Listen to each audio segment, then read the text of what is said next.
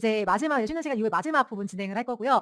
제가 이 위 비교 평가 내용들을 적용한 실전 투자 사례랑 그다음에 저는 어떻게 독서 후기를 쓰는지를 말씀을 드릴 건데 우리가 이 뒤에 막 비교 평가를 하면서 굉장히 정교하게 우선순위도 매기고 막 조건 맞추는 것도 보고 하다 보니까 좀 고도의 집중력을 발휘하셨을 거예요. 근데 이 뒤에는 좀 편안하게 들으실 수 있을 거예요. 왜냐하면은 저의 왕초보 시절 투자를 가지고 왔거든요. 저도 사실 비교 평가 되게 잘하고 막 현란한 비교 평가를 해서 기가 막히게 막 잘 매수를 한 사례가 있거든요. 근데 좀 이 강의를 준비하면서 고민했어요. '어떤 투자 사례를 가지고 올까?' 했는데 제가 첫 투자를 앞마당 3 개일 때 진행을 했어요. 근데 되게 잘 된 사례는 앞에서 막 보여드렸잖아요. 그러니까 차라리 제가 앞마당에 몇 개 없었을 때 '미수까지만 제 딴에는 최선이라고 선택했던 것이 뭐가 있었을까?'를 생각을 해 봤고 그래서 저의 첫 투자 사례를 가지고 왔습니다. 예 그리고 좀 저의 시행착오가 많이 담겨 있다 보니까 '아 저런 과정을 거쳐서 저 사람이 투자를 거듭하면서 저렇게 했구나. 그래도 왜 이렇게 이 시기에 행동을 하는 게 중요한지를 알 수 있겠다.'라는 거를 같이 공감해 주시면서 이 사례 보시면 좋을 것 같아요. 자 2019년에 저는 어땠냐면요. 일단 그전에는 특강독이었어요. 제가 정규 강의를 2020년 1 월부터 들었거든요. 왜 새해가 되면 새마음 새뜻으로 시작하잖아요, 모든 거를. 그래서 2020년 1 월이 되면서 정규 강의를 들었고 그전에는 지역 분석 특강들이 월부에 많이 있어서 특강 듣고 특강이 나온단지 임상 가고. 혹시 저처럼 그러셨던 분 계신가요? 네. 다 처음부터 정규 강의 하셨나요? 아우 네. 훌륭하신 분들이네요. 네. 저는 좀 그렇게 특강 듣고 써다니던 게 이게 1 년이었어요. 예. 그래서 막 뭐 학군제 특강 듣고 막 어디 가고 막 뭐 이런 식으로 그다음에 그 당시에 월부에서 팟캐스트를 진행을 했는데 팟캐스트에 지금으로 치면 유튜브인 거죠. 거기에 지역 분석을 하면서 이제 뭐 추천 단지나 이런 것들도 얘기해 주고 물론 그게 이제 찍어 주는 건 아니고요. "이런 니즈를 가진 실거주자에게 이런 것들을 추천한다."라고 해서 사실 보면은 이제 "우리 아이 학군이 중요해요."라고 하면 초등학교 옆에 단지 추천해 주고 이런 수준이었어요. 근데 이제 그때는 거기에 제가 좀 필요 이상의 의미를 부여를 해서 그 방송을 듣고 그 단지를 임장 가 보고 이런 식으로 좀 이제 보물찾기식 투자를 많이 했었어요. 그러다 보니까 방송이 올라가거나 강의가 올라가고 난 뒤에 가면은 항상 사람들이 늦었대요, 사장님들이. 그러니까 '나는 왜 이렇게 좀 뒷쫓아다니지?' 이런 생각을 가졌었고 제가 돌이켜 생각해 보니까 그전에 주식 투자를 좀 오래 했었잖아요. 그것도 강의를 들으면서 했지만. 그러니까 주식 강의를 들을 때는 뭐 이제 아닌 분들도 많을 테고 월부에 올라가는 주식 강의는 그렇지 않겠지만 좀 이제 강의 말미에 좀 주식을 몇 개 찍어 주는 그런 것들이 있었어요. 그리고 2주 뒤에 강의가 또 이제 그다음 강의가 있으면 막 이게 막 가격이 올라 있고 이런 것들이 결과가 눈에 보이잖아요. 주식은 그게 가능하잖아요. 그러니까 누군가 뭔가 찍어 주는 거에 제가 굉장히 익숙한 생활을 오래 했다 보니까 지나고 보니까 무슨 생각이 들었냐면 스스로 판단하는 능력이 굉장히 결여돼 있었고 그거를 뭐 얘기해 주는 사람들의 입을 찾아다니는 기간이 사실 월부에 와서도 수상기에 좀 지속이 됐었어요. 그래도 제가 좀 그전보다는 좀 달랐던 점은 뭐냐면 그래도 현장 임장은 많이 가려고 했다는 거. 근데 그것이 제대로 된 방법과 과정을 거치지 않다 보니까 1년 동안 그렇게 뒤쫓아다녔는데 결과를 내지 못하더라고요. 처음에는 그래서 그렇게 좀 단지들을 가다가 이제 앞마당이란 개념을 이제 좀 뒤늦게 배웠어요. 그걸 배운 게 언제였냐면 19년 말이에요. 그러니까 이렇게 한 지역을 보면서 좀 파야 되겠다는 것까지 가는 것도 저는 반년이 넘게 걸린 거예요. 그래서 저같이 이렇게 돌아오시지 않은 분들은 굉장히 그런 시행착오를 많이 줄이셨다라고 생각하시면 되고 제가 결국 이렇게 해 가지고 지역을 분석을 해야 되겠다라는 필요성을 느낀 것은 열심히 뒤쫓아다녔음에도 불구하고 투자를 못 했기 때문이죠. 물건 투자금에 맞는 단지가 없었거나 아니면은 확신이 들지 않았거나 그런 것들이 누적돼 오고 이제 제가 '앞마당이다.'라고 쉽게 만든 첫 번째 지역이 평촌이었어요. 왜냐면은 제가 청약을 실패했었던 곳이기도 하고 실제 저도 아이를 키우는 엄마다 보니까 '투자를 해 놨다가 나중에 여기 들어와서 아이들 교육시키면 좋겠다.'라는 생각도 좀 막연히 있었거든요. 그때 제가 이 평촌 내에서 좀 가성비 단지라고 불리는 무궁화 태영이라는 단지가 있는데 사실 평촌 남부 택지에서는 가장 선호도가 빠지는 단지예요. 근데 그래도 투자금 범위가 어느 정도 범위 안에 들어왔었고 사실 내가 5 구제곱도 아니고 막 뭐 5-3 제곱인가? 좀 작아요. 방 2 개짜리예요. 근데 어쨌든 투자금에 들어오는 단지가 그거여서 이걸 보고 나서 '이걸 사는 게 맞아?'라는 생각이 들었어요. 근데 여기 말고는 다 그냥 투자금이 이제 좀 많이 들고 이미 평촌은 2018 년도에 다 가격이 많이 올랐어요. 그러니까 가는 데마다 사장님들이 "늦었어. 거기 늦었어. 여기 그 돈으로 안 돼." 막 그렇게 얘기하시니까 제가 좀 속이 상해 가지고 "조금 어디 가야 돼요?" 막 이랬어요. 그랬더니 3 본을 가래요. 그래서 거기보다 쪼끔 아래 한 3 본을 갔어요. 근데 그즈음에 이제 월부 팟캐스트에 이제 3본 뭐 사요 마요 이렇게 지역 분석을 해 주는 그 방송이 또 올라왔어요. 그러니까 그 강의도 못 듣고 그냥 이 팟캐스트 이것만 거의 한 10 번씩 돌려 들으면서 3 본을 좀 어떻게 막 임장을 했어요. 그래서 3 본에서는 그래도 여기가 평촌보다는 아래급지이기 때문에 제 돈으로 살 수 있는 물건들이 많았고 뭐 임대 사업자가 좀 올수리를 해 가지고 공실로 비워 놓은 물건들도 꽤나 많이 봤어요. 그냥 돈만 넣으면 되는 물건들이 있었는데 약간 거기에서 좀 3 본이면은 좀 이제 막 언덕도 있고 그다음에 좀 이제 복도식 이런 것들이 좀 쾌적해 보이지 않기도 하고 초보자가 갖는 여러 가지 허들들 있잖아요. 뭐 안 좋아 보여. 그러니까 안 좋아서 싼 것 같아. 그런 생각들을 가지면서 이 지역을 임장하고 나서 '아 좀 이게 최선일까.'를 고민하다 보니까 이런 생각을 하게 됐어요. '아 내가 왜 가면 다 올라 있지?' 돌이켜 보니까 약간 보물찾기식으로 마음만 조급했을 때 이런 생각을 하게 되더라고요. 저는 항상 말씀드리는 게 뭐냐면 세상에서 제일 무서운 게 뭐냐면 돈 쥔 초보예요. 예. 돈이 없으면 사고도 안 쳐요. 근데 돈을 들고 초보고 마음이 급하잖아요. 그러면은 이제 정말 생각지도 않게 이상한 곳에 정말 뭐에 홀린 듯이 그렇게 좀 빠져들 수가 있어요. 그래서 우리가 좀 원칙과 기준을 가져야 되는 이유가 여기에 있어요. 그래서 제가 이렇게 하면서 2019 년이 거의 다 지나다 보니까 '아 이렇게 해서는 절대 집을 못 사겠다. 나 지금 1 년째 뭐 하는 건가.'라는 생각도 들고 제가 초창기에 저는 임장 이꼴 매수인 줄 알았거든요. 그래서 이제 임장 갔다가 집을 보면은 '사야 되겠다.'라는 마음으로 임장 갈 때마다 OTP를 들고 다녔어요. 근데 1 년째 OTP를 들고 다니니까 약간 집에서도 저를 의심을 한 거예요. 왜냐면 제가 전적이 있잖아요. 투자를 실패했던 전적이. 그러니까 "너 진짜 집 사는 거 맞아?"부터 시작해서 "너 근데 왜 1 년째 OTP만 들고 다녀?" 이렇게 하기도 하고 한 번은 OTP를 글쎄 잃어버리기도 했어요. 예. 들고 다니니까 맨날. 그래서 '아 이건 이렇게 나처럼 다들 임장하진 않을 것 같은데.'라는 생각이 들었어요. 그러면서 '투자를 하려면 이게 제대로 된 과정이 있어야 되겠구나.' 그리고 저는 목돈을 잃어봤잖아요. 제가 투자 실패로 이제 잃은 그 손실금 있죠. 원금이 아니라 손실금이 억 단위였거든요. 몇 억이었어요. 제가 좀 이제 막 대출 끊어서도 투자하고 막 이렇게 위험하게 했었기 때문에. 그러다 보니까 이게 제가 손실 공포가 되게 큰 거예요. 이게 워낙 목돈을 잃었고 이거를 만회해야 되겠다는 마음 때문에 조급하기는 한데 돈 잃는 게 너무너무 싫은 거죠. 경험을 해 봤기 때문에. 그래서 '아 이렇게 해서는 안 되고 진짜 제대로 공부를 해야 되겠다. 약간 지난날의 나를 끊어내야 되겠다.' 이런 생각을 좀 과감하게 했었던 게 2019 년이었어요. 그래서 제가 그때부터 정규 강의도 도전하고 그러면 정규 강의 올라오는 거는 다 광클했었는데 처음엔 잘 안 됐어요. 왜냐면 100명 정원이니까. 잘 안 됐는데 그 이후에 조금 광클도 하니까 늘더라고요. 예 그래서 조금 이제 그렇게 정규 강의를 도전을 했고 구 전체를 임장하자 했고 제가 그전에 전화 임장을 안 했어요. 제가 매물 임장 이것도 배운 적이 없어 가지고 제가 매물 임장 그러니까 분위기 보고 지금으로 치면 분위기 임장하고 매물 임장 했었던 것 같은데 이 부동산을 저는 예약을 해본 적이 없었고 예약을 해야 된다는 걸 배운 적도 없다 보니까 그러니까 이렇게 지역 분석하는 방법은 특강에서 알려주지만 전화 임장 이렇게 하세요. 매물 예약하세요는 특강에서 안 알려주잖아요. 그러니까 그게 저는 제 배운 바운더리 없었던 거예요. 그래서 그냥 부동산을 찾아갔어요. 그래서 "사장님 여기 집 있어요?" 이런 식으로 매물을 보고 다녔어요. 되게 막 무모하죠? 예. 근데 대신 제가 그래도 쪼끔 행동력은 있었어서 왜냐면 저는 좀 동기가 강력했잖아요. '이대로 하면 안 될 것 같아. 제가 좀 어떻게든 사고 내 지난 선택들을 좀 만회할 수 있게끔 결과를 내야 될 것 같다.'라는 생각이 있었기 때문에 임장은 많이 했어요. 그래서 현장에 가서 집도 좀 많이 보긴 했거든요. 잘은 모르겠지만. 근데 결정은 못 했죠. 그래서 이런 것들을 제가 2019년 말이 되어서야 좀 하기 시작하면서 말하면서도 부끄럽네요. 전 진짜 노답이었던 것 같아요. 네. 그러면서 이런 것들을 이제 그제서야 하나씩 앞마당이라는 개념을 쌓아 나가기 시작한 거예요. 그래서 이런 저의 시행착오 없이 그래도 배워서 과정을 알고 서툴지만 뭐 제대로 된 앞마당이 아니라고 하시지만 그래도 뭔가 이런 순서를 갖춰서 임장을 하시는 게 사실은 대부분의 투자자들은 저처럼 하거든요. 근데 그거를 훨씬 앞서간 거다. 엄청난 시간을 단축한 거다라는 말씀을 드리고 싶어요. 그래서 여기 두 개를 갖다가 이제 그 당시에 수지 특강이 올라왔거든요. 그래서 특강을 듣고 "한번 가 보자."라고 했던 데가 수지였고 이 지역은 많이 들어서 알고 있었어요. 네 그래서 "한번 가서 물건을 찾아보자."라고 해서 3 번을 뒤로 하고 수지를 가게 됩니다. 그리고 이때쯤부터 점점 제가 '아 제대로 임장하니까 이런 것들이 보이는구나.'를 깨달아가던 시기는 됐었고 좀 서툴긴 했지만 물건은 많이 보러 다녔기 때문에 그 물건을 보러 다니면서 사장님들로부터 듣는 거 그다음에 내가 보는 거 그런 것들을 쪼끔 서툴지만 정리를 해 나가던 시기이기도 했어요.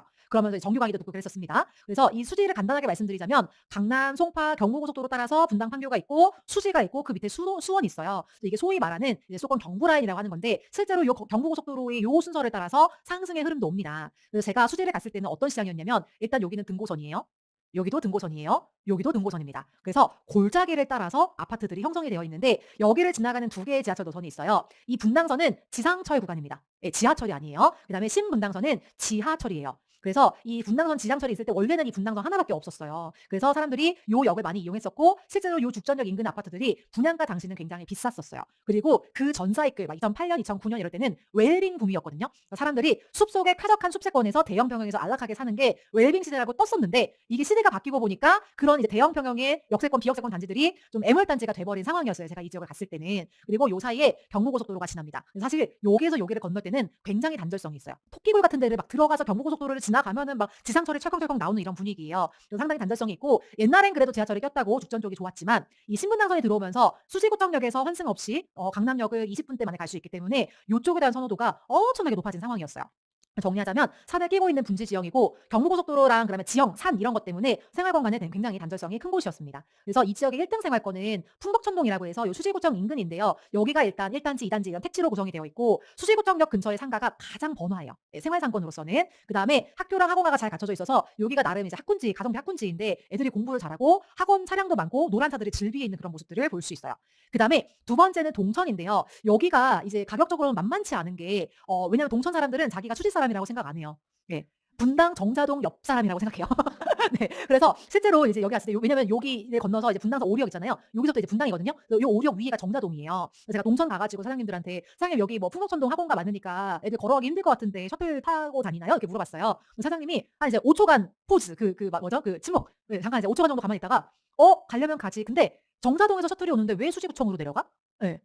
다 정자동에서 오는데?" 그렇게 말씀하시고 "우리 동네는 분당에서 전세 살던 사람들이 내 집 마련해서 오는 데가 동천이야." 이렇게 얘기하시면서 약간의 선긋기를 하시는 모습들이 있었어요. 그래서 그게 약간 이 생활권의 프라이드다 보니까 이 안에는 공공연대부터 신축까지 있거든요. 고런 집값들이 쪼끔 이제 가격대가 높게 형성이 되어 있기는 해요. 근데 뭔가 생활 인프라나 뭐 학군이나 학원이나 이런 것들이 많이 갖춰진 건 아니기 때문에 그래도 객관적인 입지나 뭐 생활 접근성 이런 것들은 풍속천동이 좋아요. 그다음에 동천동의 단점은 뭐냐면 요 역세권에 물류센터가 있어 가지고 기본적으로 아파트들이 거의 대부분 비역세권에 위치해 있어요. 그래서 그런 한계점도 있다 보니까 저는 풍속천동을 1 등으로 줬는데 요쪽에 있는 신축은 오히려 1등 생활보다 가격이 높을 수도 있어요. 그러니까 이거는 이제 생활권의 우선순위이지 그 생활권에 있는 모든 단지가 저쪽보다 높아야 된다 이거는 아닙니다. 자 그다음에 3등 생활권은 어디냐면 상현동이라고 해서 우리가 오늘 봤었던 만현상용 열차가 지금 여기 커서 움직이는 요기 있어요. 요기. 그 매물 물건별 비교 평가 보셨을 때. 그래서 이 성복역은 지금이야 뭐 롯데몰도 들어오고 많이 좋아지긴 했지만 그전에는 약간 이제 구축 자글자글한 그런 모습들이 보였고 자글자글이라 함은 규모가 작다는 뜻이 아니고 언덕 지형을 따라서 아파트들이 얹어져 있다 보니까 뭔가 모여 있어서 균질성은 있는데 그 당시로선 쾌적하진 않았어요. 근데 여기 이제 롯데몰도 들어오고 롯데마트도 들어오고 새아파트도 들어오면서 지금은 굉장히 사람들이 좋아하는 곳들이 됐습니다. 그다음에 요 금 아래는 광교예요. 예, 그래서 나름대로 광교 옆동네라는 프라이드도 있습니다. 그다음에 네 번째는 어디냐면요. 신봉과 성복인데요. 바로 옆에 있는 것 같지만 절대 걸어갈 수 없어요. 왜냐면은 골짜기를 건너가야 되거든요. 그러니까 신봉이 요렇게 골짜기를 건너서 요 산 기준으로 여기가 신봉, 여기가 성복이에요. 그래서 요렇게 가기가 어렵고 돌아 나와서 요렇게 가야 돼요. 그런 어려움들이 있어서 요게 뚫리지 않는다. 요렇게 돌아 나와서 가야 된다라는 거고요. 여기는 숲세권이에요. 산속에 있기 때문에. 그다음에 공공연대에서 2010 년대 초에 지어진 구축 아파트들이 있는 곳이에요. 그래서 기본적으로 역에서의 거리가 멀고 숲세권이고 이런 것들을 이제 요때는 지금은 별로 안 좋아해요. 역세권을 좋아해요, 사람들이. 그리고 연식 가치도 이렇기 때문에 뭔가 이 구축을 찾아서 이 안쪽으로 들어가는 수요는 많이 얇죠. 그다음에 마지막 5번 생활권이 죽전이었는데요. 왜냐면은 여기가 지상철이고 좀 난개발이었어요. 여기는 그래도 풍덕천동 이쪽은 단지가 그래도 큼직큼직하거나 네모 반듯한데 이쪽은 정말 생긴 대로 아파트를 지어 놨어요. 그래서 뭔가 이제 골목골목이 막 엄청 쾌적하다는 느낌은 들진 않아요. 그리고 죽전 쪽에 있는 신세계 백화점이 사실 신세계 경기점이었었거든요. 그만큼 경기도를 대표하는 대형 신세계 백화점이긴 했는데 그런 상권은 말달은 해 있지만 얘가 지상철이다 보니까 기본적으로 역세권이라고 할 만한 곳에 아파트가 없었어요. 그러니까 제일 가까운 아파트가 역에서 800m. 막 왜냐면은 그쪽 그 역세권에는 일단 지상철이고 그 옆에 막 신세계 백화점이 있고 그러니까 주거할 만한 데가 마땅치가 않은 거예요. 역에서도 멀고 연식도 90 년대에서 진짜 연식이 좋아 봐야 00 년대 초반 막 공사 연식 이랬다 보니까 좀 이제 연식도 많이 낡아졌죠. 그래서 요런 모습들을 보이고 있었습니다. 자 그때 가격을 볼게요. 실제로 제가 임장했을 때 당시의 가격이었는데요. 신정주공 1단지는 이 수지구청역 인근에 있는 가장 좋아하는 단지였고 5억대였어요. 얘가 거의 유일한 5억대였고요. 나머지 4억대 단지들은 요렇게 동천에 조금 연식이 괜찮은 단지 공사 연식 그다음에 수지구청의 조금 안쪽 약간 멀세권인데 비역세권까지는 아니에요. 멀세권에 있는 동부 아파트 그다음에 성북역의 멀세권인 성북역 현대홈타운 이런 이제 좀 선호도가 괜찮지만 약간의 약점이 있는 그런 단지들이 한 이제 4억대 정도의 가격이 형성이 되어 있었어요. 대부분 전용 5구 가격 기준입니다. 그다음에 이제 신봉동 같이 저 안쪽에 산골짜기에 있는 비역세권의 30평대도 4억 7천 정도의 전세가가 매매가가 형성이 되었었어요. 그래서 여기가 아무래도 이제 비역세권이지만 평형이 있다 보니까 요런 20평대랑 가격이 좀 비등비등하게 갔던 게 있었고요. 그다음에 죽전 쪽은 3억대였습니다. 이 동성 2차가 죽전에서 제일 좋아하는 단지거든요. 얘가 3억 8천. 그다음에 요 죽전역에서 이 뜨리에체 요 단지까지는 그래도 역세권 단지로 봐요. 예, 그러기는 한데 얘가 3억 4천 정도의 가격이 형성이 되어 있어서 참 지금 보면 아름다운 가격이죠.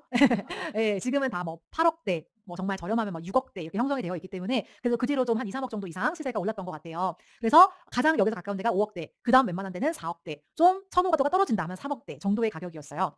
그런데 이 신봉 LG자이가 되게 재밌었던 게 제가 여기 집 보러 왔거든요. 근데 이제 이때쯤에는 전화 임장을 해서 뭐 알아보고 매물 예약하고 이렇게 가는 거를 좀 이제 배워 가지고 하던 때였어요. 신봉 자이를 이렇게 봤는데 이제 사장님이 저를 이렇게 위아래로 이렇게 보세요. 그래서 "왜요 사장님? 뭐 여기 말고 더 좋은 거 있어요?" 이랬더니 "아 뭐 애기 엄마 투자 처음 해 보지." 그래요. 그래서 "네 사장님.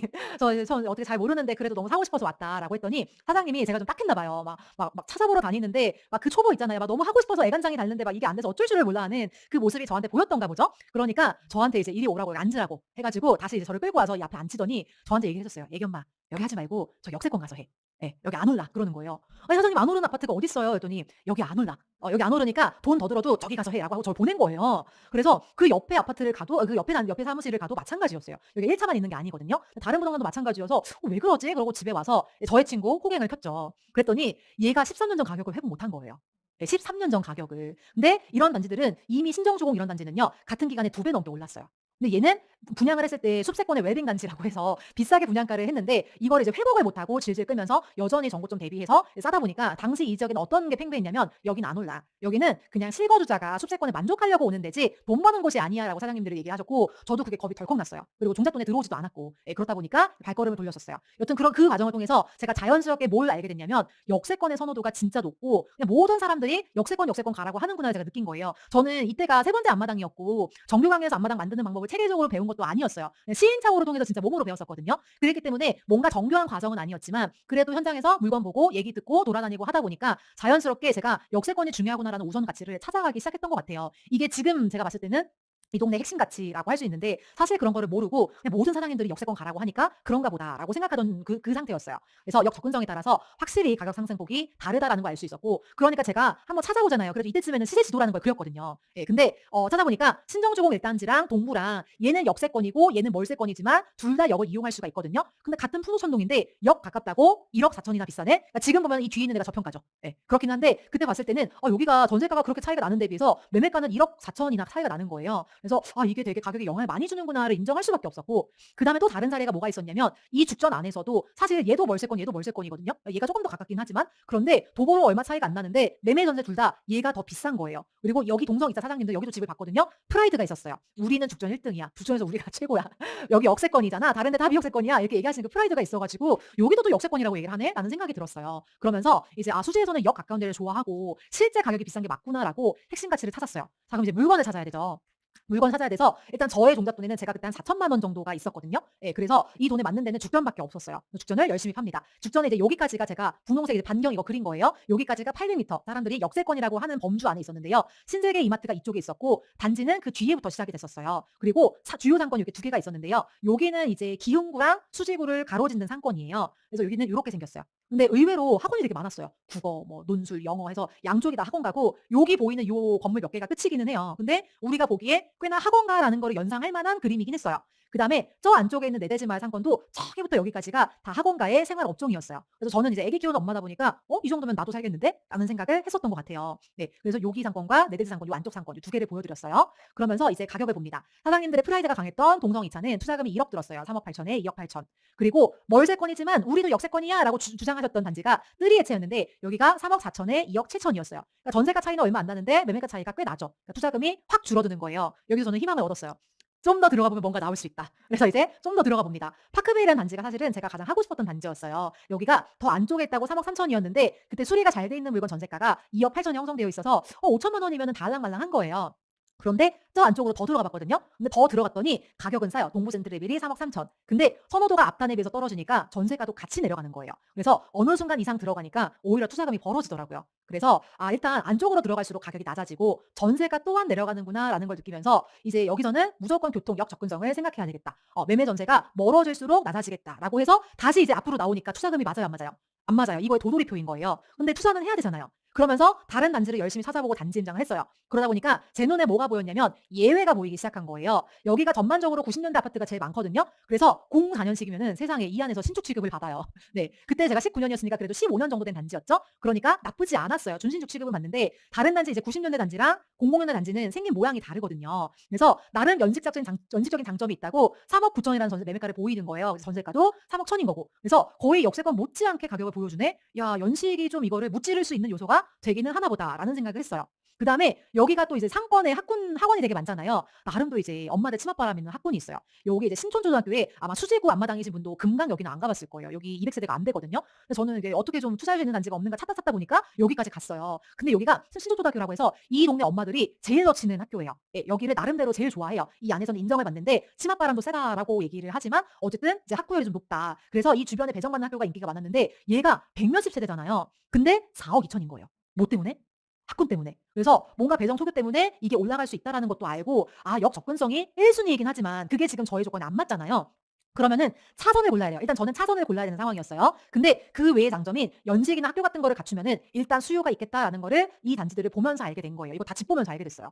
그러면서 이제 내 종잣돈 3천에 맞는 단지를 좁혀 갑니다. 이제 투자해야 되니까. 그래서 제일 하고 싶었던 거는 그나마 접근성이 괜찮았던 뜨리에체. 하지만 투자금이 7천만 원 정도가 들었어요. 그다음에 도담마을 파크빌 제가 제일 하고 싶었던 단지였는데 여기가 그나마 역 접근성은 2 순위였거든요. 가격도 3억 3천이었고 전세가 2억 8천이었는데 수리를 해야 이 가격이 나가겠더라고요. 근데 제가 봤던 3억 3천 물건은 수리가 안 돼 있었거든요. 그러니까 실투자금이 3H랑 비슷하게 들어가는 거예요.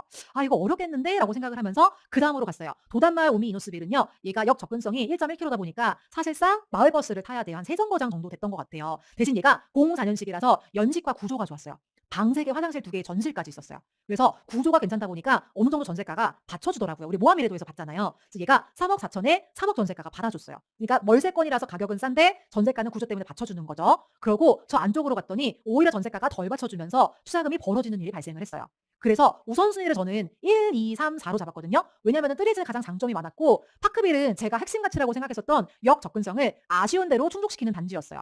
그리고 도담마을은 역은 멀어서 조금 걱정은 되지만 연식적으로 장점이 있다라는 걸 인지를 했고 여기는 상권이 가까웠거든요. 요 동부센트랩의 뒤쪽이 제가 아까 학원가 쫙 보여드린 네대지 상권이었어요. 상권은 좋은데 역이 가장 멀었고 전세가가 안 받쳐줬어요. 선호도 때문에. 그래서 사실상 요 두 단지 안에서 물건을 고르게 됩니다. 그래서 제가 이 역에서 먼 게 이게 얼마나 신경이 쓰였던지 이 죽전역에서 이 아파트를 한 3번을 왕복했던 것 같아요. 제가 한번 해 봤는데 제가 꽤 걸음이 빠르거든요, 성인 여자치고는. 제 걸음으로 15 분이 나오는 거예요. 갔다가 다시 부동산 왔어요. "사장님 여기 10 분만 안 되는데요?" "아니야. 익숙해지면은 맨날 걷다 보면 좀 지름길 알고 빨라져." "그래요?" 다시 나올게요. 다시 갔다 왔어요. 그래도 15 분이에요. 내가 좀 사는 사람처럼 익숙하지가 않은가? 그래서 이제 네이버 지도에서 새끼를 찾아 가지고 새끼 쏙쏙 해 가지고 13분 만에 갔어요. 다시 갔다 왔는데 10분 안에 안 끊어지는 거예요. 근데 이제 강의에서는 도보권 10분 넘어가면 역세권이 아니라고 하니까 저는 제 걸음을 빨리 해서라도 어떻게든 10분 안에 맞추고 싶은데 횡단보도가 있으니까 그게 안 되는 거예요. 그러면서 얼마나 제가 이 1.1km의 강한 압박을 느끼면서 이걸 했겠어요. 근데 결정적으로 저는 도담마을 오미 이노스빌을 선택한 게 비슷한 동작돈에 파크빌의 우선순위이긴 했지만 일단 가격 조정이 안 됐어요. 그리고 전세가를 높여받기에는 얘 앞단에 얘가 이미 2억 7천이기 때문에 이거 수리해서 2억 9천에 놀래요 해도 안 통하는 상황이었어요. 그래서 어쩔 수 없이 내 종잣돈으로 해야 되겠다. 그리고 저는 대출 써서 투자했다가 날렸던 사례가 있다 보니까 다시는 그런 선택을 하지 않겠다라고 마음을 먹어서 제가 가진 돈 안에서 오미 이노스빌을 선택을 했었어요. 자 근데 제가 이 수지 않는 선택을 했지만 당연히 평촌과 삼본을 미숙했지만 비교 평가를 했겠죠. 그래서 제가 그때 봤었던 물건들이 있었는데요. 도담마을 우미 이노스빌은요. 죽전역 비역세권인데 강남 28분, 여의도 51분, 시청 71분. 와 멀다라는 생각을 그때 했었던 것 같아요. 대신 판교가 가까워서 판교에 가까이 출퇴근하고자 하는 젊은 직장인들 중에 약간 종잣돈 모자라신 분들이 많이 거주했던 곳이었어요. 그다음에 제가 3번에서 율곡주공 3단지를 봤는데 여기가 방 2개였지만 그 투자자 집주인이 임대용 올수리를 싹 불러가지고 공실로 비워놨었어요. 그래서 이게 딱 임대 맞추기 좋게 그리고 전세 세입자 대기자도 있었거든요. 저는 그냥 계좌이체만 하면 되는 상황이었어요. 그러니까 제 마음에는 이게 좀 하고 싶었죠. 왜냐하면 수리도 잘 돼 있고 전세입자도 대기가 되고 있으니까 초보 투자자가 가장 걱정되는 두 가지가 해결된 거잖아요. 근데 복도식 방 2개에 그래도 가격대가 2억대인데 뭔가 3억대가 낫지 않을까라고 하면서 이 시간을 계산을 해봤어요. 근데 강남, 여의도, 시청 어디도 가깝진 않더라고요. 근데 그리고 이제 지금 보니까 언덕이었어요. 근데 그때 이제 언덕이 엄청 살면 안 되는 동네로 저는 생각했거든요. 근데 그 정도는 아니고 얘가 투자금이 적고 괜찮다면은 살아도 되고 이것 투자해서도 저는 돈을 벌었을 거예요. 하지만 그때 생각에는 이런 단점이 도담마을보다는 못하다고 생각을 했었고요. 마지막으로 제가 가장 하고 싶었던 건 사실 평촌이었어요. 방 2개라서 내가 들어가 살기는 어렵겠다라는 생각을 했지만 장기적으로 우리 아이를 평촌에 키우고 싶은 마음이 있었기 때문에 뭔가 이 지역에 등기를 치고 싶은 개인적인 소망이 있었어요. 우리 이런 거 투자할 때 가끔 반영될 때도 있잖아요. 근데 범계역의 비역세권이고 범계역까지 걸어가서 강남 34분, 여의도 39분, 시청 42분인데 범계역까지 가는데 15분인 거예요. 그래서 '아 이게 맞나?'라는 생각이 들었고 그다음에 이제 학원가 접근성도 괜찮았고 균질하고 쾌적했지만 무엇보다 방 2개 그다음에 전용 5구가 아니라 전용 5-3제곱이다 보니까 우리가 생각하는 25평 그런 거보다 2평 작아요. 그래서 봤을 때 복도식이고 뭔가 좀 이제 쾌적하다는 느낌이 안 들어서 왼쪽에 있는 죽전을 선택을 했었고요. 실제로 보면 교통은 그냥 다 비슷비슷해요. 좀 접근성이 괜찮으면은 좀 이제 시간이 많이 걸리고 전철 소요 시간이 좀 덜 걸리면은 비역세권이고 하다 보니까 교통 실제 소요 시간은 비슷비슷하고 위치는 평촌이 압도적으로 좋았어요. 그다음에 직장은 판교까지 끼고 있는 죽전이 좀 낫다라는 생각이 들었고 지금 와서 보니까 학구는 둘 다 대동소이에 있던 것 같아요. 저는 그때 평촌은 다 학군 좋은 줄 알았는데 그런 것만 아니더라고요. 그다음에 환경은 균질하고 쾌적해 보이는 무궁화 건영이 가장 좋았어요. 근데 이 위에 있는 게 우선순위이고 이 밑에 있는 게 이제 좀 덜 중요한 우선순위잖아요. 요것만 놓고 봤을 때는 무궁화 건영을 해야 되겠지만 일단 얘가 평수가 작은 거 20평이었어요. 그다음에 구조가 워낙 차이 나는 것 때문에 가격 차이가 꽤 났습니다. 그다음에 여기서 중요한 한 가지가 더 있었는데요. 제가 투자했던 2019년이 2018년 상승장을 맞고 나서 가격이 꺾였던 시기였어요. 그래서 제가 집을 볼 때는 어떤 일이 있었냐면 2018년 직전 연도에 고점이었었거든요. 근데 그 뒤에 떨어진 가격에 제가 매수를 한 거예요. 제가 샀었던 거는 3억 4천이었는데 그 전년도에 3억 9천까지 올랐었어요. 여러분 이런 일이 가능해요. 왜냐면 지금 절대 매가는 다르지만 보세요. 3억 9천인 아파트가 3억 4천인 아파트까지 떨어질 때는 거의 집값의 10% 이상이 빠진 거거든요. 단기적인 급등 이후에는 이런 조정장이 올 수 있어요. 지금 막 올라가는 단지가 무조건 좋은 단지가 다 올라갈 수 있겠지만 지금은 매가도 커졌잖아요. 지금 막 급등해 가지고 얘가 10억이 됐어요. 10% 빠지면 9억, 1억이 빠지는 거예요. 그런 일이 없으면 좋겠지만 얼마든지 있을 수 있어요. 그래서 이때 실제로 제가 샀을 때 저는 여기가 가능하니까 샀지만 제 선배들, 저는 이제 오프라인 강의장을 갔으니까 저보다 먼저 투자했던 사람들이 거기 강의를 듣고 쉬는 시간에 이야기를 하잖아요. "수도권 꺾였다. 이제 하락장 시작이다."라고 하면서 막 임대사업자도 해지하고 과태료 내면서 물건을 파는 사람들도 간간이 있었어요. 없지 않았어요. 쉬는 시간에 그런 얘기 들으면은 '어 이거 사도 돼?' 막 이런 생각이 드는데 일단 집도 절도 없이 이렇게 살 수는 없으니까 '뭐라도 사 놓자.'라는 생각으로 좀 장기적인 관점으로 '내가 사야 되겠다. 이거 그냥 10년 가져가야 되겠다.'라는 생각으로 했었는데 돌이켜 보니까 요 시기였고 그 시기를 지나서 이렇게 오르는 시기를 맞이하게 됐죠. 근데 이거는 저의 운이었다고 생각해요. 근데 어쨌든 그 당시 봤을 때는 가치 대비해서 가격이 너무 쌌고 전년도에 비해서도 10% 이상 빠졌고 결정적으로 저한테 매도했던 사람도 이 아파트를 3억 이상에 사서 8년 보유하다가 저한테 3억 4천 정도에 팔았던 거예요. 그러니까 8년 동안 4천만 원 오른 거면은 그냥 이게 뭐 최고인지는 모르겠지만 '절대 비싸진 않겠다.'라는 생각을 그때 했었던 것 같아요. 그래서 직전 상승기에 비해서 가격이 빠졌고 10년 전 가격이 3억 2,300 인데 거의 오르지 않았어요. 그리고 전세가가 무섭게 올라오던 상황이었어요. 제가 투자를 하려고 임장을 하는 동안도 전세가가 계속 올랐어요. 근데 이 말씀을 제가 왜 드리냐면 여러분들은 매매가가 날아가는 시기만 최근 2-3년 동안 보셨잖아요. 언젠가는 제가 경험한 것처럼 전세가가 내가 임장 다니는 동안에 그러니까 시세지수를 다시 그려야 되는데 매매가가 날아가서가 아니라 전세가가 올라가서 시세지수를 다시 그려야 되는 때도 있을 수 있는 거예요. 10년 하다 보면 만나질 거예요, 분명히. 그래서 그런 국면도 있었고 일단 싸고 읽기 어려우면 내가 아는 단지 중 최선이라는 생각으로 그리고 진짜 물건을 진짜 많이 봤었어요, 제가 죽전에서. 그래서 '내가 본 것 중에 제일 낫다.'라는 생각으로 이제 이거를 결정을 했었어요. 제가 이거를 왜 이 투자 사례를 말씀드리냐면요. 보통 앞마당 몇 개면 투자할 수 있나요? 좀 5개까지만 하면 투자할 수 있다고 말씀해 주세요. 이런 마음으로 뭔가 이제 물어보시는 경우가 있는데요. 저는 3개 때 투자했어요. 그러니까 앞마당에 2개, 3개라고 해서 투자를 못 하는 건 아닌데요. 중요한 건 뭐냐면요. 내 투자에 대해서 가치와 가격을 스스로 아는 게 중요하고요. 왜 이 단지를 선택했는지를 스스로 말할 수가 있어야 돼요. 근데 앞마당에 10개 있다고 해서 내가 내 투자를 설명할 수 없으면은 투자하기에 아직은 부족할 수 있는 거고요. 앞마당에 2개, 3개이고 저 얼마나 미숙했어요. 전화 임장도 모르고 그냥 집 보여주세요 하고 찾아갔었잖아요. 그치만 어쨌든 내가 현장에서 구르면서 '아 이 동네는 여기보다 저기를 좋아하는구나.'라는 걸 여러분들께서도 파악을 하신다면 그러니까 행동을 해 나가신다면 자신의 행동 속에서 스스로 가치와 가격을 설명하실 수 있게 돼요. 그래서 앞마당에 한 개를 이제 짓지 않으셨으면 좋겠다라는 생각이 들고 사실 아는 지역이 많을수록 투자에 유리한 게 많죠. 저도 그 이후로 투자를 계속하고 그다음에 앞마당 넓혀가면서 '아 이런 것까지 알고 투자했으면 더 좋았겠는데.'라는 생각을 하기는 했었어요. 그치만 대충 훑어본 지역 개수만 많다고 가치를 다 아는 건 아니었고요. 선호 가치도 알아야 되고 아는 지역도 많아야 돼요. 그러니까 아는 지역만 많다고 투자할 수 있는 게 아니에요. 그다음에 대충 훑어본 지역이 많다라고 해서 내가 반드시 투자에 유리한 건 아니에요. 여러분들께서 임장하실 때는 반드시 그 지역의 핵심 가치를 내가 알고 임장을 마무리하겠다라는 마음으로 지역을 가시면 좋을 것 같고요. 내가 만약에 그런 걸 찾았다면 머뭇거리지 말고 이제는 투자로 이어가시면 좋겠습니다. 실제로 비교 평가를 투자로 연결하려면 만약에 여기 계신 분이 첫 수강이다. 대단하신 거예요. 지금 첫 수강인데 이렇게 과제 잘 하시고 후기 잘 써서 뽑혀서 오셨다는 거는 엄청난 겁니다. 그다음에 온라인으로도 지금 첫 수강이신 분들은요. 일단 앞마당 3개를 만들자라는 걸 목표로 하시고요. 이때의 목표는 지역 내의 핵심 가치를 내가 파악하겠다. 그러니까 지역 내 비교 평가만 잘해도 이상한 투자 안 해요. 그러니까 이거를 파악을 해서 사람들이 좋아하는 단지를 찾겠다를 목표로 삼으시고요. 만약에 재수강이시라면은 앞마당이 그래도 꽤 많으실 거예요. 그러면은 제가 아까 말씀드렸죠. 그다음 앞마당 넓혀도 돼요. 다음 지역으로 가긴 가는데 단지 뽑아놓고 그거 들고 가라고 말씀드렸잖아요. 그래서 계속 비교를 하셔야 되거든요. 그래서 투자 후보로 선별하시면서 이 재수강이라고 하면 그때부터는 본인이 원하는 로드맵이 있는 거예요. 내가 이거 강의를 다시 듣고 재수강하면서 실력을 쌓는 행위잖아요. 그래서 이때는 그냥 집 하나를 찾는다가 목표가 아니라 언제 어디서든 투자할 수 있는 실력과 앞마당을 갖춘 투자자를 목표로 하시고 혹시 요 안에서 내가 재수강이다 혹은 이제 뭐 초수강도 마찬가지시지만 조금 더 실력을 쌓기를 목표로 한다라고 하면은 실전만에 도전을 해보세요. 예. 실전만에 간다고 해서 반드시 집을 찾는 건 아닐 수도 있거든요. 근데 내가 어느 정도 지역을 분석하기 위해서 몰입해야 되는 노력의 평균값이 높아져요. 왜냐면 내 주변에 평균이 높아지니까. 근데 여러분들께서 이 강의를 이 날씨 좋은 월요일에 연차까지 쓰고 오셔서 길게 강의를 듣는 이유는 저는 여러분들이 그냥 집 하나 사고 어떻게 좀 잘 얻어 걸렸으면 좋겠다라는 마음은 아니실 거라고 생각해요. 그러면은 그냥 어디서 정보 주워 듣고 이렇게 좀 찾아보고 그러셨겠죠. 근데 강의를 듣고 과제를 하면서 여기 계신 이유는 적어도 내가 올바른 기준과 가치를 파악하는 눈을 갖고 싶다라는 거고 그래서 좋은 선택을 한 번이 아니라 꾸준히 하겠다라는 마음이 있기 때문일 거라 생각하거든요. 그거는 실력이에요, 실력. 예. 다주택이요. 주택 개수가 많아 가지고 돈을 버는 게 아니고요. 꾸준히 괜찮은 투자를 반복할 수 있는 실력이 있어야 다주택이 되는 거예요. 그리고 그 주택이 아니라 그 실력이 나를 부자로 만들어준다라고 생각하시면 좋겠어요. 그래서 실전 투자하는데 가장 중요한 2가지는요. 투자 실력, 그러니까 집 사는 게 아니라 집 살 수 있는 실력을 갖추면은 언제 어디서든 투자할 수 있는 사람이 돼요. 투자하면 언젠간 전세 상승분 받으실 거잖아요. 월급 언젠가는 모아서 목돈이 되잖아요. 그때 내가 사겠다라는 마음을 먹고 이걸 꾸준히 지속할 수 있는 환경이 중요하다라는 말씀을 드리면서 마지막으로 투자 관련해서 드리고 싶은 말씀, 얼마나 있으면 부자가 될까를 생각을 했을 때 우리 강의 첫 장표에 나왔던 행당 한진타운이에요. 성동구에 있는 사람들이 좋아하는 역세권 구축 대단지 아파트이고요. 이 단지를 10년 전에 투자했으면은 매매가는 10억 상승했어요. 전세가는 2억 상승했어요. 참고로 우리 지역 간 비교 평가할 때 영등포구에 양평벽산 기억나세요? 너무 오래돼서 잊어버리신 거 아니죠? 여기 입지는 좋은데 복도식 방두개다 얘기했잖아요. 얘가 10년에 전세가가 1억 8,500이 올랐거든요. 예. 물론 얘가 좋죠. 예, 30평대고. 근데 어쨌든 전세가는 2억 상승했어요. 더 전세가가 상승할 수 있을 거라고 생각해요. 예, 더 높이 갔지만 지금은 이제 전세가가 조정받아서 7억 정도에 나가고 있어요. 예, 그러니까 제가 뭘 말씀드린 거냐면 너무 이런 친구들 편견 안 가져도 된다라는 거예요. 당연히 제가 선택한다면 30평대 급지 높은 걸 선택하겠지만 예, 너무 편견 안 가져도 된다라는 거고 근데 이 아파트 샀으면은 한 채로 10억 달성했네요.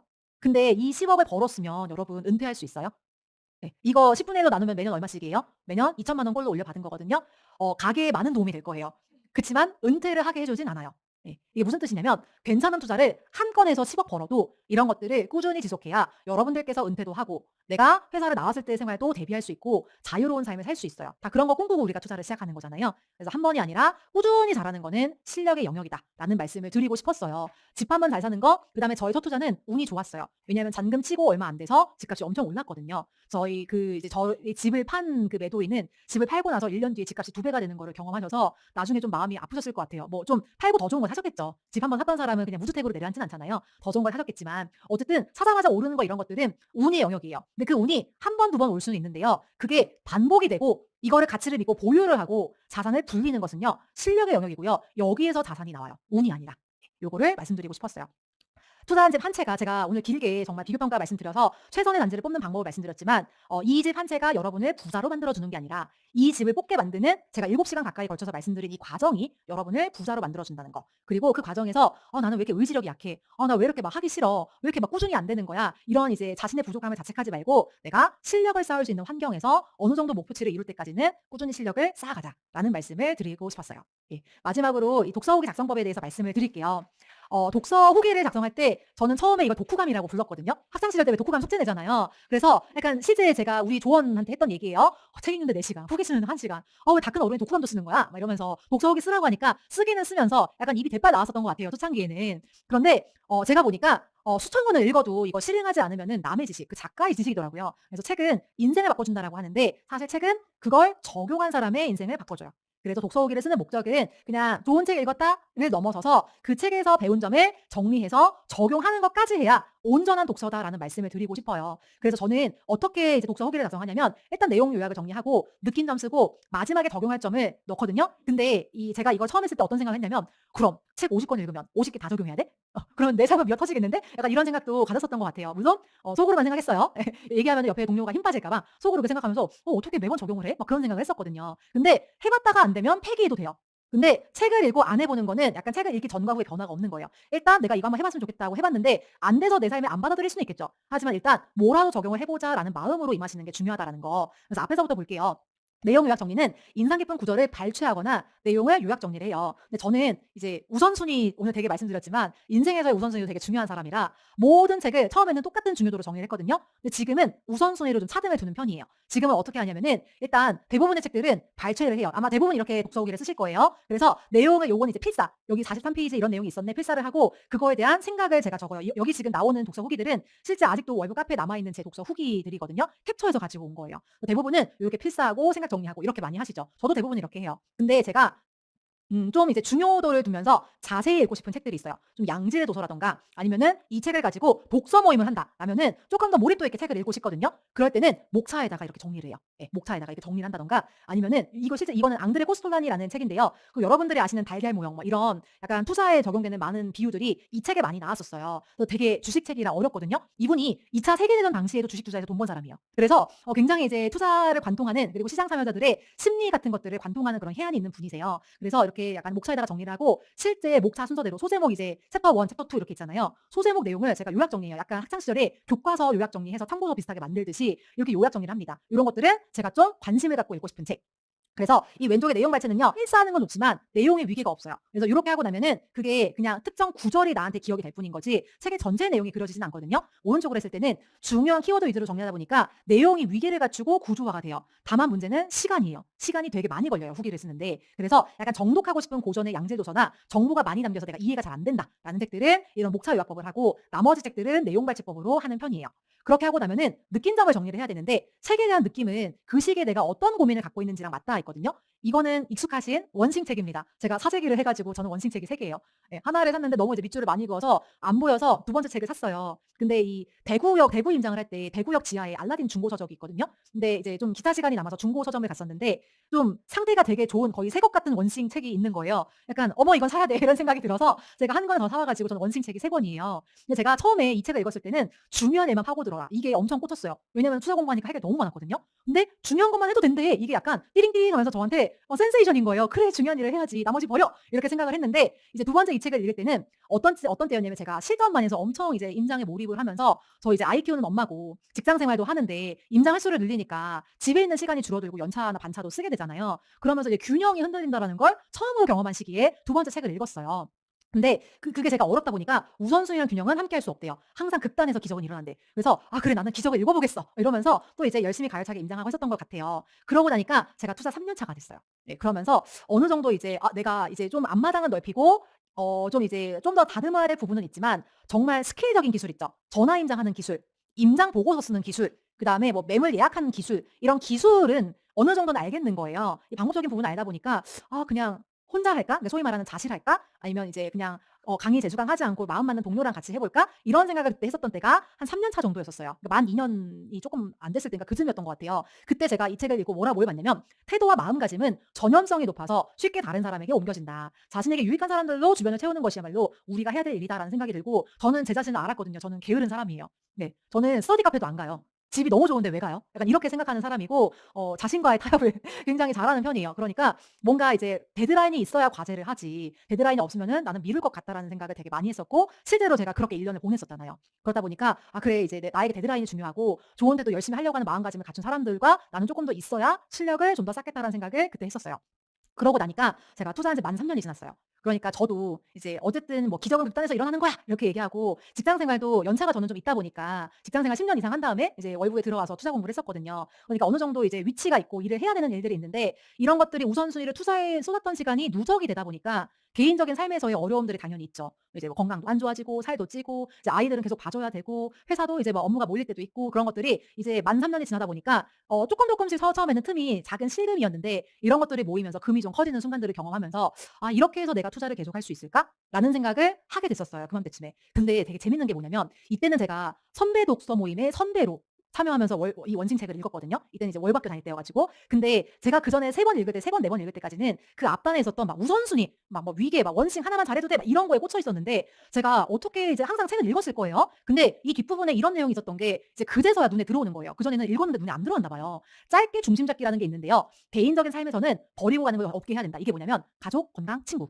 그러니까 얘들은 원싱의 대상이 아니라고 나와요. 근데 그전에 저는 뭐 했냐면 '오늘의 원싱은 가족이야.' 이렇게 하면서 가족과의 막 스케줄을 막 매물임장하듯이 막 채워요. 막 오전에 뭐 어디 과학관 갔다가 오후에 뭐 서울대공원 동물원을 갔다가 이렇게 막 채워요. 그럼 이제 남편이 되게 시니컬하게 "오늘 원싱은 가족이야?" 약간 이런 거 얘기를 했었거든요. 근데 이게 아닌 그게 이 책에서 말한 원싱이 그게 아닌 거예요. 이거는 그냥 깔고 가는 거. 그다음에 너무 이게 극단으로 가면 회복하기가 어려우니까 왔다리 갔다리 극단에서 균형이 막 기적이 일어난다는데 그 극단이 가족은 아닌 거예요. 그래서 여기까지 가지 않고 이쪽으로 갔다가 문제가 생길 것 같으면 얼른 왔다가 잠깐 이렇게 해 놓고 다시 이쪽으로 갔다가 다시 문제 생기면 얼른 왔다가 우선순위 조정하면서 왔다 갔다 왔다 갔다 왔다 갔다 이렇게 하는 게 짧게 중심 잡기라는 내용이 이 책에 있었어요. 이게 왜 그때서야 보였는지 모르겠어요. 그러면서 '아 내가 지금 원싱을 하면서 이렇게 극단을 오가는 게 이 책의 취지가 아니구나.'라는 거를 그제서야 알게 됐어요. 그러니까 제가 개인적인 삶에서의 어려움이 있었기 때문에 눈에 보였던 것 같아요. 그래서 실제로 여기 부분들은 제가 책을 읽고 나서 독서 후기 쓸 때 그 적용할 점으로 제가 적었던 문구들이거든요. 근데 이것들을 보니까 당시 제가 어떤 상태였고 뭐가 고민인지가 보이잖아요. 그래서 이러면서 투자자로서의 성장 단계도 복귀하게 돼요. 같은 책도. 그리고 좋은 책은 읽을 때마다 다른 지점에서의 배움을 주더라고요.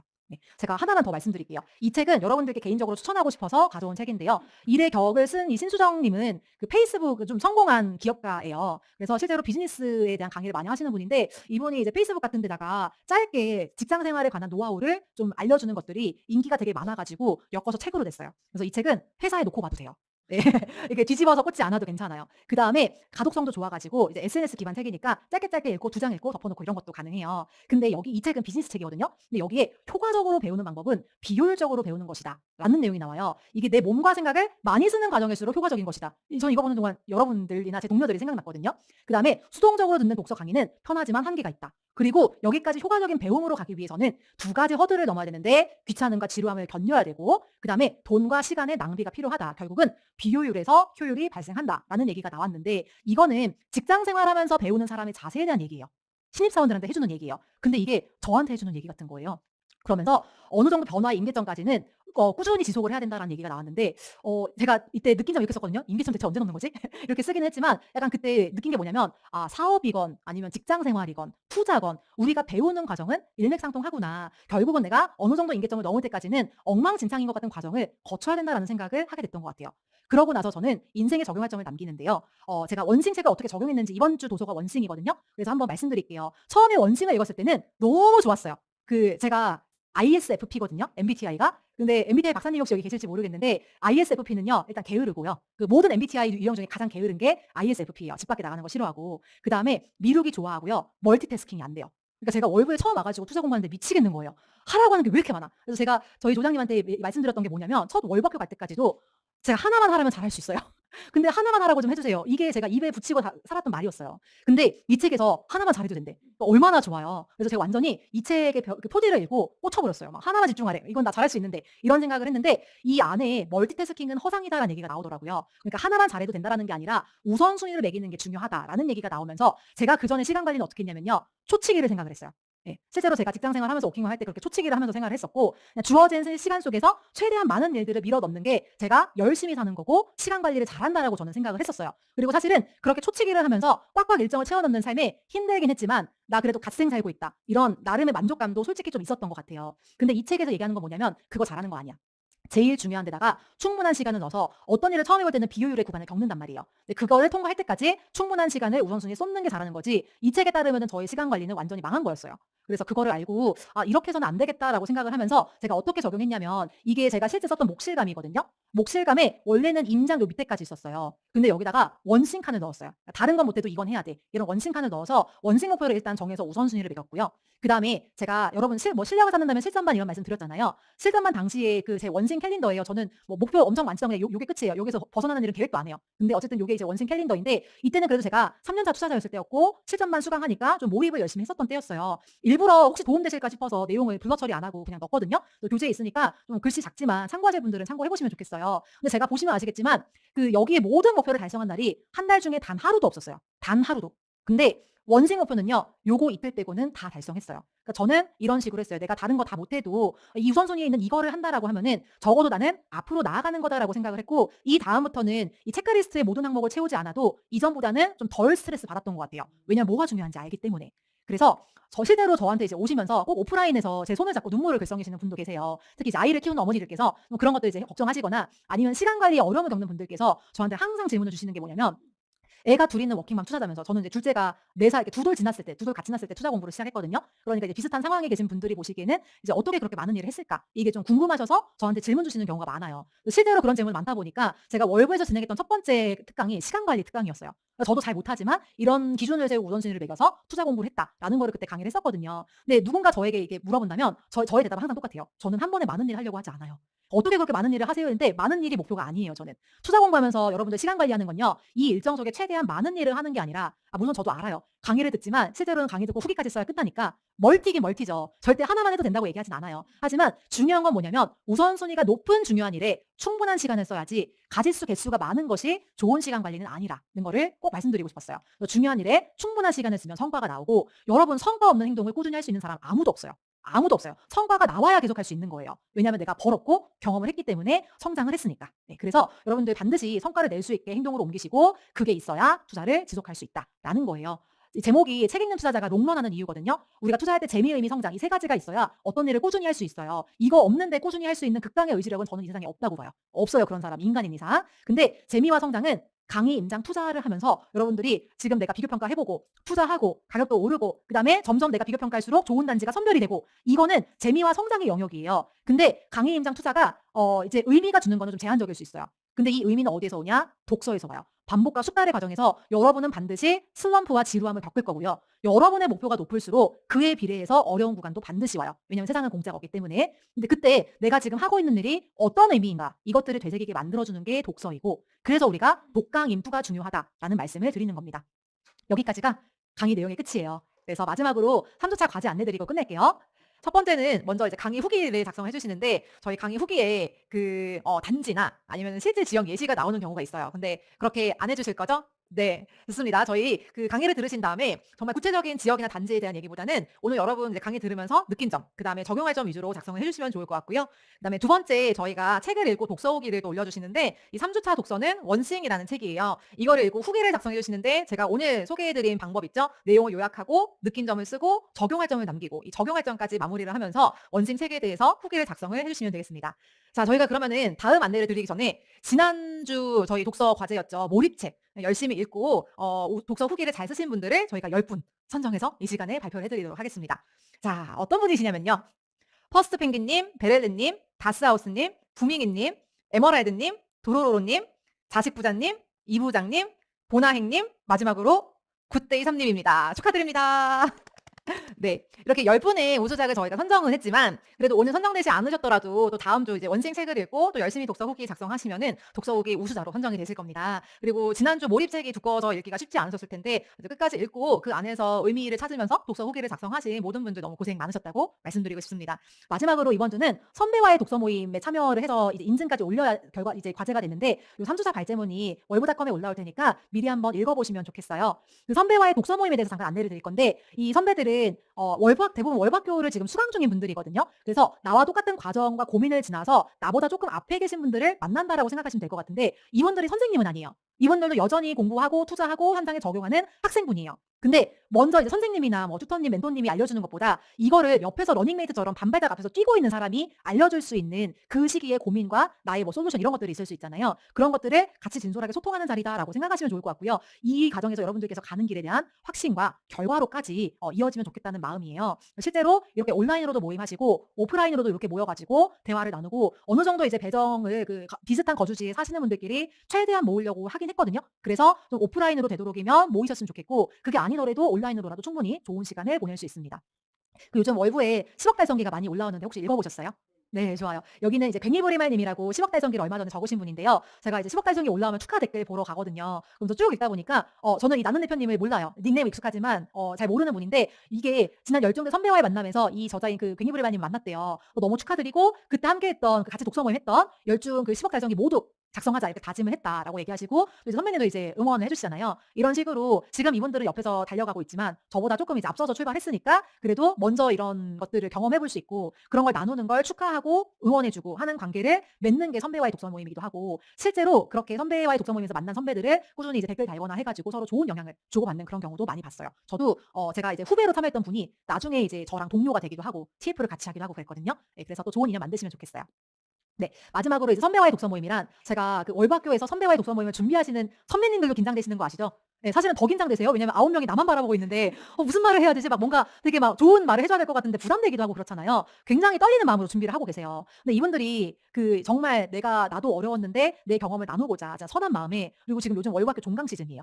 그래서 과제 막 몰아치면서 이 하루 1 시간이 굉장히 바쁜 시간에 그래도 '내가 조금 경험을 나눠 주고 싶다.'라는 마음에 지금 선배들이 정말 자발적으로 오시는 거고 이번에 선배님 오시는 분들도 다 자원해서 이거 받았어요. 예, 본인들이 원해서 오시는 분이에요. 근데 제가 물어봤어요. "독서 모임 앞두고 어떤 생각이에요? 어떤 마음이에요?" 이걸 이제 월박교 톡방에 물어봤거든요. 그랬더니 답변 올라온 것 중에 일부를 가져온 거예요. 제가 이제 저는 선배님들을 보면서 '할 수 있겠다는 길을 보고 쪼끔씩 자신감도 생겼었다. 나도 그렇게 하고 싶다.'라는 거. 그다음에 '나도 이제 후배였을 때 막막했었던 때 내가 겪은 길을 쪼끔이라도 편하게 건너게 해 드리고 싶다.'라는 마음 이거 하나 때문에 나는 참여를 했다. 신청을 했다라고 얘기하시고 어떤 분은 자기는 진짜 할 수 있다는 생각을 못 했대요. 예. 근데 본인이 투자를 계속해 나가면서 '아 이게 되는구나.'를 아는 순간 마음의 안개가 걷혀서 이제 후배님들의 안개도 걷어드리고 싶다. 그다음에 이분은 각각 다른 분입니다. 예. 그다음에 이제 헷갈리고 어렵고 궁금한 것들을 최대한 도와드리면서 좀 응원을 해 주고 싶다. 마지막 분은 "용기와 희망 해 보자는 자극을 얻어가셨으면 좋겠다." 말씀하셨고 이분들 이외에도 끝도 없이 댓글이 달렸는데 제가 지명 관계상 여기까지 잘랐어요. 예. 그래서 실제로 정말 "용기를 드리고 싶다. 도움이 되고 싶다. 할 수 있다."라는 북돋움을 주고 싶다라는 마음으로 오는 만큼 되게 고맙다라는 마음을 가지고 경청하고